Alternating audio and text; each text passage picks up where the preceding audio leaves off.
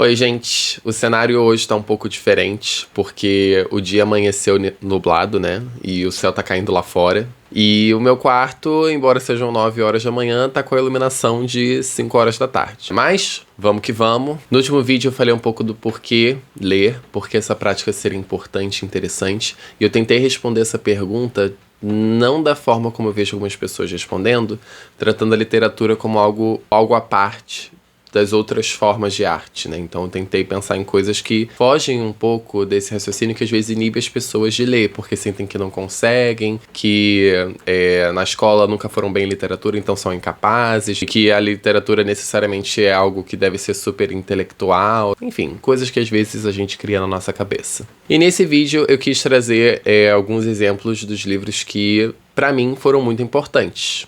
Trouxe aqui alguns livros de ficção especulativa, a maioria deles é fantasia, que nunca saem da minha lista de favoritos, mesmo que eu vá lendo vários livros e eu vá, assim, tipo, me apaixonando por mais histórias e tal, eu nunca deixo de recomendar esses livros que eu trouxe aqui. E eu queria falar um pouco sobre eles, mas não focando tanto na história, não vai ser uma resenha ultra elaborada, e falando de como o que me chamou mais atenção neles, porque alguns, inclusive, eu já li há bastante tempo, então nem vou lembrar dos mínimos detalhes. Vou começar com Mistborn, que é do Brandon Sanderson, e eu sei que tem um culto de leitores de fantasia que tudo que ele lança já vão avidamente ler. Eu acho que mesmo em livros assim bem grandes, né, em calhamaços, ele consegue manter um ritmo que te mantém entretido e preso na história, né? Não parece que é um livro tão grande à medida que você vai lendo. Se bem que tem alguns livros dele que já são mais de 800 páginas, né? Aí eu já não ponho minha mão no fogo. Esse livro acabou me marcando muito porque acho que foi a primeira franquia assim de alta fantasia. E o que é alta fantasia?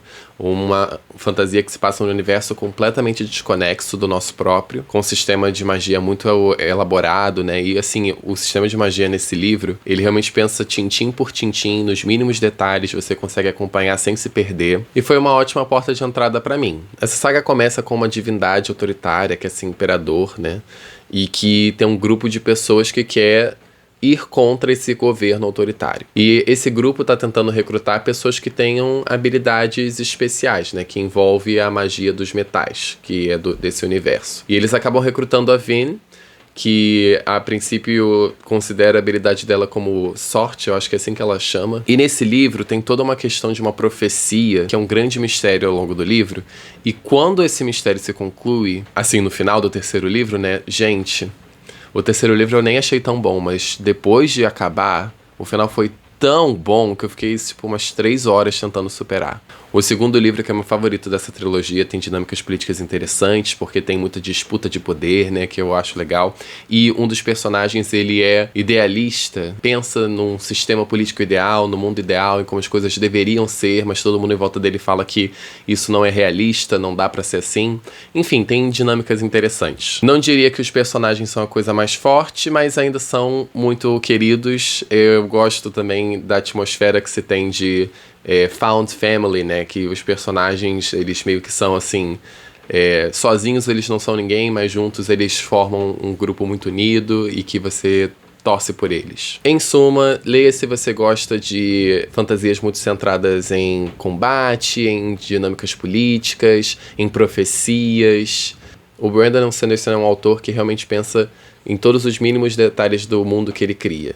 Então tem vários sistemas de magia, as criaturas que existem, ele vai pensando nas coisas assim, de uma forma que, é o que eu falei, no final tudo faz sentido e você fica, caraca, como eu não pensei nisso antes, eu sou um idiota. Então se você gosta dessa sensação de o livro te fazer se sentir idiota, você pode ler Mistborn. E se você já leu Mistborn, eu deixo a recomendação de um livro nacional aqui que também é muito bom e que é na mesma pegada, que é o Ordem Vermelha, do Felipe Castilho. Eu ainda não li o segundo livro, não sei se também vai ser uma trilogia ou uma duologia. Eu achei muito interessante porque, mesmo seguindo essa vibe de uma divindade autoritária, eu acho que o mistério em torno dessa divindade é muito maior. Você vai descobrindo como que essa divindade se mantém no poder, e a cada coisa que você descobre, 500 perguntas surgem junto, né? Você fica querendo entender exatamente o que tá acontecendo. A atmosfera nesse livro é um pouco mais dark. No Mistborn você tem mais alívios cômicos e momentos mais leves. Não me lembro de ler esse livro e encontrar mais do que, sei lá, 2 momentos leves. Mas é muito dinâmico, também tem muitas cenas de combate, como no Mistborn. Então, se você gosta dessas fantasias mais movimentadas nesse sentido, recomendo. E eu acho que esse livro faz um trabalho melhor nos subenredos e nas histórias pessoais de cada personagem. Porque tirando a Vin, o Elend e o Sazed em Mistborn, tem muitos personagens que eles parecem só se encaixar numa caixinha. E aqui não, acho que cada personagem apresentado tem uma dimensão maior e tem, assim, motivações muito específicas e muito claras. Eu acho que os personagens são melhor desenvolvidos. Além disso, uma das personagens está num relacionamento sáfico e as duas são maravilhosas, você fica torcendo muito por elas. Assim, elas estão completamente numa situação péssima logo de cara, mas você fica torcendo pra que tudo dê certo no final e, enfim. Não vou dar spoilers, mas recomendo muito esse livro. Ainda falando de autofantasias, eu recomendo muito A Guerra da Papoula. Aqui, essa trilogia da R.F. Kuang. E ela me marcou muito porque tanto essa trilogia quanto também o Quinta Estação, que eu ainda não terminei, mas vou deixar aqui como uma menção honrosa, fica muito nítido como o medo leva as pessoas a desumanizar as outras e também leva as pessoas a quererem controlar as outras, se não exterminar as outras. No Mistborn tem essas coisas dos debates políticos, né, e um pouco sobre o que seria um mundo ideal e realista, e aqui, no caso da Guerra da Papoula, é uma leitura muito visceral, não só do que é uma guerra propriamente, mas também numa guerra que se interessa em colonizar outro povo. E a própria autora fala muito sobre isso, sobre essa questão do colonialismo, do imperialismo. Na Guerra da Papoula, ela parece se inspirar muito assim na história da China. Se passa em um reino muito fragmentado, em que tem várias províncias que se desentendem entre si. Essa desestabilidade é uma palavra? Não sei. Propicia ataques estrangeiros. Então, primeiro é uma federação que seria simbolizando o Japão, e depois tem os Esperianos, acho que esse é o nome, que seriam as pessoas do Ocidente, da Europa. E a forma como essas 3 nações se relacionam mimetizam muito essa desumanização do diferente e essa vontade de impor ou sua própria visão de mundo nos outros, né? E uma coisa que eu acho muito interessante nesse livro é que poucos personagens são verdadeiramente amáveis. Você não sabe pra quem torcer. Você não sabe nem contra quem torcer. Porque o vilão muda toda hora. A imperatriz desse reino fragmentado são os estrangeiros que estão tentando invadir o país. É a própria personagem principal que toma decisões horríveis ao longo da saga pra tentar se manter minimamente no poder e no controle das coisas. Não sei se tudo que eu falei está te convencendo a não ler o livro, mas não só por trazer essa perspectiva diferente de se inspirar na história da China e trazer certas denúncias ao que foi a colonização e o imperialismo eurocêntrico, né, no mundo afora. Eu acho que é interessante essa dinâmica de você ler um livro em que você quer saber o que vai acontecer, mas você não sabe qual lado tá certo, ou se tem um lado certo. Mas diferente do Mistborn, uma coisa que talvez esse livro peque um pouco é que o sistema de magia não é tão claro. Ele ocorre através da conexão das pessoas com os deuses, aí tem uma interação interessante, né? Em que o que é cultura local é o que dá força para essas pessoas e o que os estrangeiros veem como uma abominação. Mas não fica tão claro, da mesma forma como o sistema de metais do Mistborn, de o que leva certa coisa a aquela coisa, como que essas divindades elas se conectam a cada uma das pessoas. No caso da personagem principal fica um pouco mais claro, porque tem toda a história do povo dela, que tem uma relação direta com uma das deusas no panteão. Mas as outras pessoas que se conectam com outros deuses, você nem sabe que deuses são esses na totalidade, não se descreve muito todos os deuses, né? Então não é uma coisa que fica tão compreendível. Dito isso, a personagem principal, por mais que ela não seja amável, ela tem uma trajetória muito interessante de não querer ser frágil. E me lembrou um pouco da Jude em Príncipe Cruel, mas aqui feito assim, de uma forma muito melhor, tá? Essa questão de você não querer ser frágil, não querer ser vulnerável, de você realmente talvez querer se entregar a essa desumanização para que as pessoas temam você, né? É um tipo de leitura que você precisa estar bem com a vida, você precisa estar, assim, feliz. Dito isso, acho que nem o Mistborn, nem o Ordem Vermelha, nem o Guerra da Papoula trabalha tão bem personagens quanto o Six of Crows, que é essa duologia maravilhosa apesar de vir atrelado a uma trilogia que eu nem quis ler do tanto que as pessoas falam mal. Acho que é Sombra e Ossos, né? Inclusive na série misturaram Six of Crows com Sombra e Ossos. Por que eles fizeram isso? Você consegue ler isso daqui perfeitamente sem ter lido Sombra e Ossos, tá? Mas o que torna Six of Crows uma das melhores duologias de fantasia que eu já li? Uma coisa que eu gosto muito em livros é quando tem múltiplos pontos de vista, múltiplas perspectivas, né, de narração. Só que muitos livros não sabem como fazer isso, tirando o proveito máximo desse recurso. E o que é tirar o proveito máximo desse recurso? Você realmente trazer visões de mundo diferentes. Então, pessoas que têm opiniões diferentes sobre o mundo, sobre os acontecimentos. Você trazer pessoas que sabem de coisas que as outras não sabem, aí você tem que acompanhar o processo de decisão desse personagem de será que eu conto, será que eu não conto, será que eu confio, não confio. E aí quando você tá na perspectiva de outra personagem que não sabe de uma coisa que você sabe, outro personagem sabe e talvez uma catástrofe aconteça, e aí essa pessoa não sabe de nada, então ela tá seguindo assim ingênua e você fica desesperado. Enfim, tem que saber usar o recurso. E esse livro faz isso muito bem. Você tem, acho que são 6 personagens e essa oposição fica muito clara na Nina e o Matias,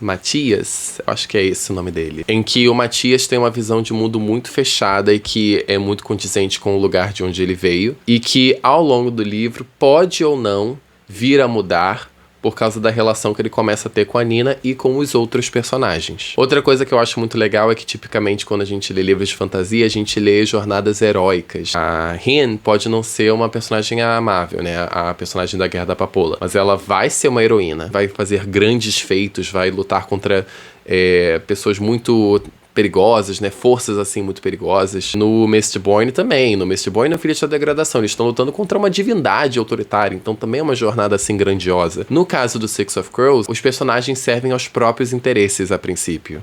Eles não têm nenhum comprometimento com salvar o mundo, salvar a nação. Eles aceitam uma missão que aparentemente é muito difícil, mas é uma missão de roubo. Então, assim, não é uma missão heróica em nenhum sentido. E eu acho legal quando a história foge um pouco dessa dinâmica maniqueísta, em que tem o herói e o vilão, e o herói quer salvar o mundo, o vilão quer destruir o mundo, né? Então, você tem personagens que, na verdade, têm interesses próprios, e esses interesses podem ou não convergir, e mesmo não convergindo, eles precisam trabalhar juntos para conseguir cumprir os próprios objetivos. O sistema de magia desse livro é interessante, mas ele parece se inspirar em outros sistemas de magia, né? Então, por exemplo, tem os conjuradores, eu acho que me lembra muito Avatar, a Lenda de Aang, que eles praticamente controlam um dos elementos, ar, água ou fogo. Agora, chega de alta fantasia, vou falar agora de baixas fantasias, mas ainda de fantasia, porque vamos combinar que é o melhor gênero literário que existe.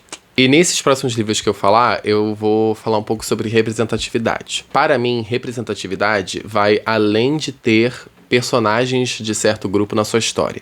Então, em Ordem Vermelha, eu comentei que tinha o casal sáfico, que eu adorava. Em Six of Crows também tem um casal ali, não vou falar os nomes porque não sei se é spoiler. Só que pra mim, os livros de representatividade, eles também têm que incluir o autor. O autor tem que fazer parte daquele grupo. É claro que é legal quando você, que não faz parte daquele grupo, você se mostra um aliado, escrevendo, né, histórias que tenham uma inclusão muito maior e uma gama de personagens muito mais diversa. Mas quando você pensa, assim, de uma forma muito prática, né, você tá dando dinheiro ainda para alguém que não faz parte da comunidade. Então, você comprar um livro de alguém que faz parte da comunidade tem um efeito muito maior. Tanto, assim, nas editoras talvez procurarem mais pessoas dessa comunidade para publicar, tanto em dar força para membros específicos da comunidade, enfim, eu acho que vai um pouco além.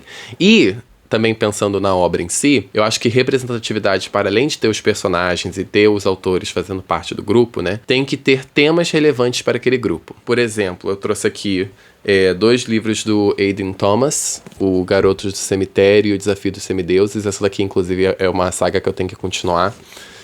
As capas são lindíssimas aqui. E eu trouxe também Em Águas Profundas. Eu acabei comprando em inglês porque eu li no Kindle antes de traduzirem. Esses livros têm em comum, vou falar do enredo deles depois separadamente, só que eles mesclam muito bem vivências, vou chamar de vivências queer ou vivências LGBTQIAPN+, generalizando um pouco, porque é claro que cada um tem suas particularidades, mas mescla essas vivências com o mundo fantástico que é criado. Em Garotos do Cemitério, por exemplo, tem uma divisão muito binária do que os meninos devem fazer na magia e o que as meninas devem fazer na magia. E você tem esse personagem que ele é sempre empurrado para um lado com o qual ele não se identifica, porque ele não se identifica nem com o gênero, nem com a magia que é realizada. E você acompanha a trajetória, né, que envolve, assim, a magia é muito ligada com o Dia dos Mortos e essa mediação entre o mundo dos vivos e o mundo dos mortos. E aí tem esse garoto daqui que é meio que um fantasma, que ele tem que fazer a transição, mas ainda não fez, aí o personagem principal tá tentando ajudar, enfim. Só que apesar das expectativas sociais externas de como deveria ser a magia desse personagem e de como ele deveria se comportar, né, deveria se portar com os outros no que diz respeito ao gênero dele, se mostra completamente errada. E se não fosse a persistência e a coragem desse personagem de se manter leal à sua própria autenticidade, tudo daria errado no livro. Não teria como ele salvar esse fantasma e salvar as pessoas da comunidade de que ele faz parte. E o enredo não teria um final feliz. Então é interessante essa conexão, essa correlação que o autor cria entre a própria vivência com o universo mágico que ele constrói. No Desafio dos Semideuses também tem essa representatividade trans, mas o que eu acho interessante é a expectativa da sociedade, não necessariamente de você seguir um caminho específico, mas a expectativa de você ser inferior por ser quem você é. Nesse livro, a cada 10 anos, se eu não me engano, a cada 10 anos, 5 anos, não sei, dentro de um período determinado assim, 10 semideuses são escolhidos, e esses semideuses não são de religiões específicas, se eu não me engano. Pode ter se inspirado em mitologias diferentes, religiões diferentes, mas não acho que seguem uma religião específica ou uma mitologia específica, como é o caso de Percy Jackson, né, que segue a mitologia grega. Mas enfim, se passa num mundo bem próximo do contemporâneo, mas tem esses deuses e semideuses convivendo com as pessoas normais. E os semideuses são selecionados para, num de espetáculo assim, eles imbuírem o sol com o seu próprio poder. Não sei se eu expliquei muito bem, tá? Mas são os detalhes que eu me lembro. Mas se tem expectativa de que sejam selecionados apenas semideuses, que são, acho que semideuses Zoro, que são dos deuses mais fortes e assim. Só que o que acontece nesse enredo é que são selecionados 2 semideuses que não fazem parte desse grupo. Acho que 2 ou 3, mas acho que só 2. E isso gera um... Como assim? Como isso é possível? Ainda tem correlações de preconceito e exclusão que não são diretamente relacionadas à vivência LGBTQIAPN+, no mundo real. E eu acho interessante fazer isso através de histórias fantásticas, porque por mais que seja uma realidade paralela, a gente pode traçar essas semelhanças e pode refletir de uma forma diferente, uma forma mais desligada, sobre a mesma situação. E quantas correlações a gente pode criar, não só para vivências LGBTQIAPN+, mas também para outras vivências que sofrem exclusão, seja qual for o motivo. Então, acho que entra um pouco naquilo que eu falei no outro vídeo do senso de comunidade, de você conseguir se identificar, empatizar com outros grupos a partir de histórias, a partir de histórias escritas por pessoas desses grupos. E em Águas Profundas, de uma forma muito similar, o personagem principal ele é um príncipe e ele tem medo de revelar uma verdade sobre si e isso fazer com que as pessoas o enxerguem de uma forma pior, ou uma forma que levem as pessoas a terem medo dele, né? Porque ele tem essa magia e nesse mundo a magia não é muito bem vista por uma coisa até relacionada ao avô dele, eu acho. Que o avô, ele fez um estrago muito grande. Não vou lembrar os detalhes. Mas, de novo, você tem esse embate entre ser autêntico, ser leal a quem você é, ser honesto a respeito da sua própria identidade, ou cumprir uma expectativa externa para que você seja aceito, você seja incluído. Então, todos esses livros, eu acho que eles têm essa representatividade porque eles trazem esses temas que são muito relevantes. E todos eles têm essa jornada de certa libertação, né? De você não ceder, não se submeter às expectativas alheias, por mais que haja essa pressão de que você o faça. E até tem pessoas que falam que querem mais livros de representatividade que não necessariamente abordem essas questões e não tragam enredos de sofrimento, né? Mesmo que o final seja de superação e de autoaceitação. E eu entendo esse argumento, porque é aquilo que eu falei, literatura pode ser um caminho para a gente imaginar novas realidades. Então, por que não trazer realidades em que não haja preconceito com essas pessoas? Para a gente poder imaginar um mundo em que realmente não haja preconceito contra a gente. E tem um livro de F.T. Lookins que tem um pouco isso, que é o So This Is Ever After. Eu recomendo muito se você gosta desse universo, assim, bem típico de fantasia, que tem magos, ladinos e coisas assim. Quem gosta de RPG vai gostar desse livro. E a questão da sexualidade dos personagens não é, assim, uma questão que eles ficam nervosos, né? Todo o dilema que eles passam é de miscommunication, porque um gosta do outro, mas não sabe que o outro gosta dele. Então fica nesse impasse o livro todo. E por mais que seja em alguns momentos irritante isso, eu acho que é, na maior parte, divertido e bem engraçadinho de ler. Mas é um exemplo de um livro que traz representatividade sem necessariamente se aprofundar nesses temas que, enfim, podem estar ligados a certos gatilhos ou traumas. Mas eu não acho que um deva excluir o outro. Não é porque a gente precisa de mais histórias mais leves que a gente não possa ter histórias que falem um pouco sobre sentimentos que nós ainda temos, né? Que pessoas da nossa comunidade ainda experienciam.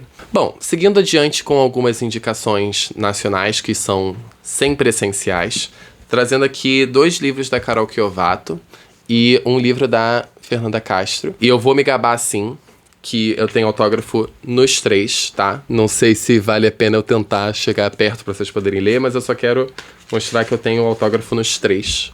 E eu me sinto muito feliz de ter conhecido elas. Elas são muito gentis, muito fofas. Enfim, por que esses livros são interessantes? Além de recomendar muito esses 2 livros pra quem procura histórias com um elenco de personagens muito diversos e com protagonismo e feminismo muito forte, o que eu gosto muito nessas histórias é que elas misturam a fantasia com certo teor investigativo, né? Aspectos, assim, de suspense. Porque nesse livro a gente tem uma bruxa que trabalha na delegacia da mulher como detetive, assim. Então ela tem que investigar casos no mundo dos humanos, mas ela também tem coisas a cumprir no mundo dos bruxos. E ela tenta conciliar as 2 coisas, mesmo que seja contra as regras do mundo dos bruxos, ela interferir no mundo dos humanos. Só que porque ela interferiu e porque ela tá trabalhando com esses casos, ela consegue descobrir um caso que é um problema para os 2 mundos. Tem um romance também, que acho que muitas pessoas se apaixonam pelo Corregedor. E eu tô muito ansioso para o Porém Bruxa 2, que a autora falou que já tá vindo, para ver como que vai se desenrolar essa história. Mas o que eu mais gostei foi essa coisa de ser, às vezes, parecer um romance policial, de você estar investigando um negócio e depois voltar pra fantasia, para os feitiços e tal. Enfim, e os personagens são incríveis. Todos os personagens têm histórias e subenredos que te fazem se apaixonar por eles. Sempre vou recomendar esse livro. Eu já dei de presente para 2 amigas que adoraram. Então, assim, o que você tá esperando para ler também? E em Árvore Inexplicável, a investigação ela vem no teor mais científico. Então, a magia, ela aparece como algo que é desconhecido. E aí tem pessoas no mundo que procuram proteger a magia, o elemento fantástico, né? Não vou nem chamar de magia, mas os elementos fantásticos, os seres fantásticos. Então tem pessoas que querem proteger e outras pessoas que querem se aproveitar, como se fosse um recurso que pode depois dar lucro. E aí faz tudo às escusas e quer fazer até, tipo, tem alguns animais, né, que são os seres mágicos, eles querem torturar os animais. Então, assim, eles não têm ética nenhuma na hora de conduzir as pesquisas. E uma coisa que eu também adoro nos livros da Carol Chiovato, e assim, livros nacionais no geral, é que é uma linguagem muito nossa. Sabe quando você tá lendo um livro, aí você percebe nitidamente que é algo que foi traduzido? Eu tava lendo Raven Song, que é a continuação de Wolf Song, e aí tinha um trecho que era tipo, depois que tudo tivesse dito e feito, tananã, tananã. E aí eu imediatamente li esse trecho em inglês, When all is said and done, que é uma expressão muito comum em inglês, só que aí traduzindo, não é que não faça sentido, mas não parece tão natural quanto. Nos livros da Carol Chiovato e também nos livros da Fernanda, entre outros autores, né, o próprio Felipe Castilho, que eu mencionei, tem várias expressões que são do nosso, assim, ditados populares, né, que aparecem, que é muito divertido. Saca, assim, as primeiras frases desse livro. Se eu tomasse café àquela hora, não conseguiria dormir quando eu chegasse em casa, e daí me atrasaria para o trabalho na manhã seguinte. Se levasse mais uma advertência por atraso, rua. Então é esse tipo de trabalho com a linguagem que eu me identifico muito e que eu acho que torna a leitura muito mais fluida e muito mais divertida. No caso de Mariposa Vermelha, o que eu vou enaltecer aqui é a trajetória da personagem principal. E é interessante que, assim, nesse livro tem um romance com uma figura que é literalmente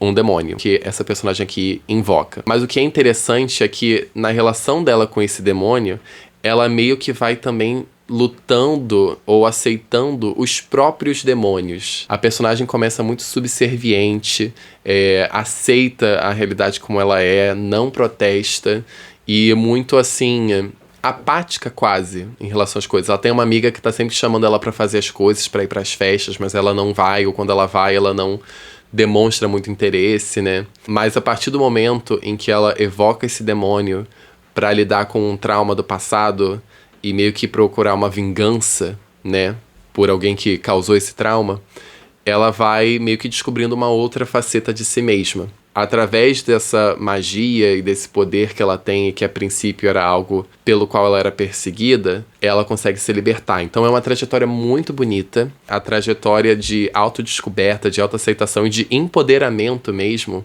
é muito bonita. No que diz respeito ao romance, eu achei legal a dinâmica entre os dois, as interações, os diálogos, mas tem uma cena em específico que, tipo, o demônio ele se disfarça de um homem, né? Mas aí quando ele fica na própria forma e aí eles estão numa cena de romance, eu fico meio... Não sei se isso daqui é tanto pra mim, mas eu vou continuar lendo porque a história tá legal. Foi um pouco essa a minha sensação. Eu sou um pouco uma velha conservadora quando se trata de ter cenas hot ou cenas de pegação, assim. Eu coloco a mão nas minhas pérolas em pavor. Mas o livro é muito bom. E o que mais me marcou foi essa trajetória de você tornar algo que os outros colocam como negativo, aquilo que os outros falam que é a sua fraqueza, você tornar a sua maior força e você ligar o foda-se assim pra todo mundo, sabe? Enfim. E pra finalizar esse primeiro episódio de Recomendando Favoritos, que eu vou falando por alto, assim, de vários livros que eu gosto, eu vou falar de 3 livros que não são fantasias.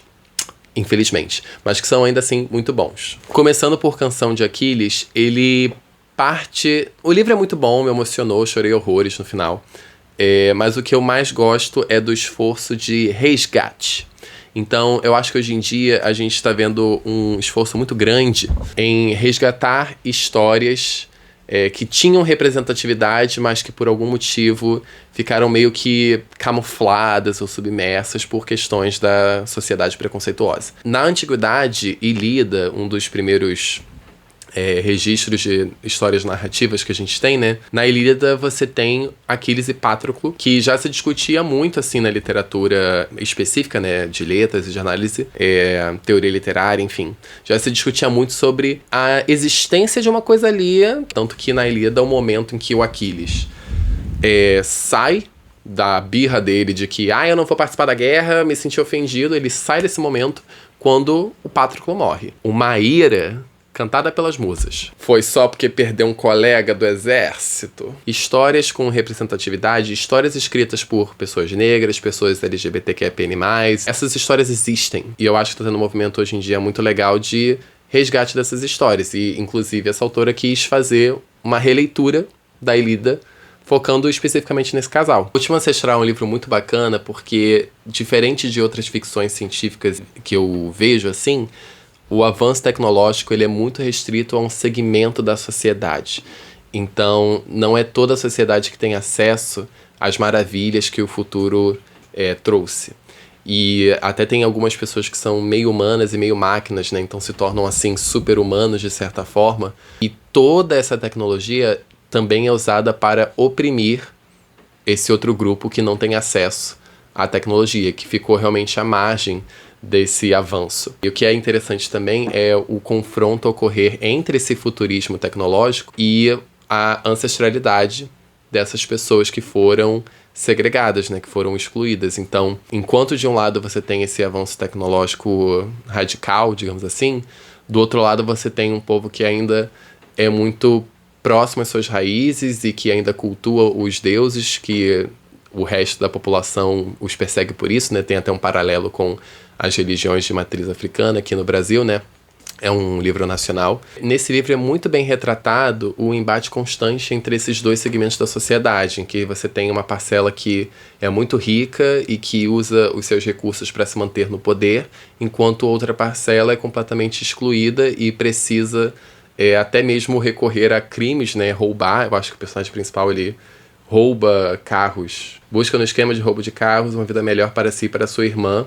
E, assim, o que é interessante também na irmã, a irmã, ela é uma prodígio, ela tem o conhecimento necessário para ser incrível, assim, ela consegue aprender a usar todos os dispositivos tecnológicos que você entrega para ela, mesmo tendo sofrido, fazendo parte de um grupo que sofreu essa exclusão do acesso ao avanço tecnológico. E por mais que ele não tenha sido um livro que, assim, eu amei, me diverti horrores, como alguns dos outros que eu trouxe aqui, é um livro que é muito interessante.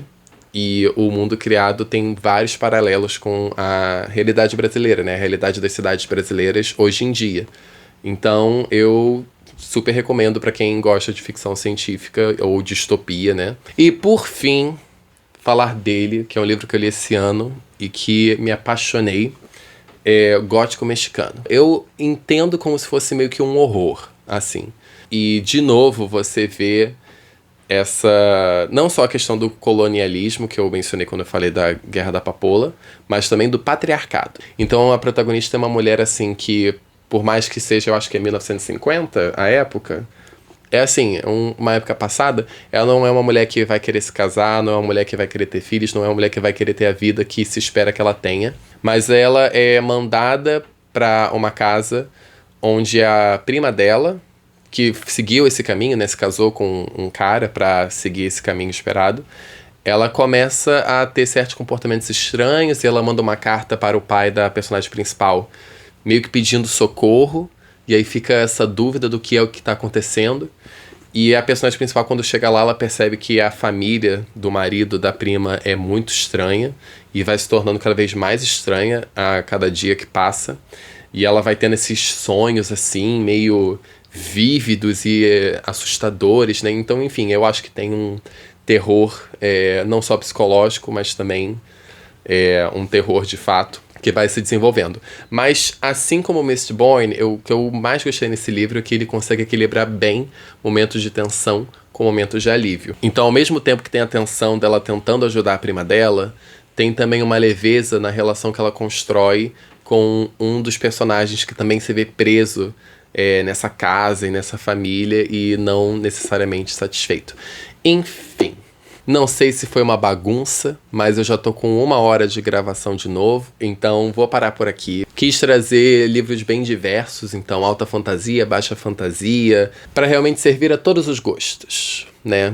Todos os gostos possíveis dentro da ficção especulativa. Se você já leu algum deles e quiser comentar aí o que você achou, fica à vontade. Para aqueles que não são muito fãs da ficção especulativa, eu tô para gravar outro vídeo de recomendando favoritos, mas com livros de ficção contemporânea, beleza? Então, se inscreve aí no canal para você não perder esse outro vídeo de recomendações. E se você gosta dessa minha energia tagarela caótica. Tchau.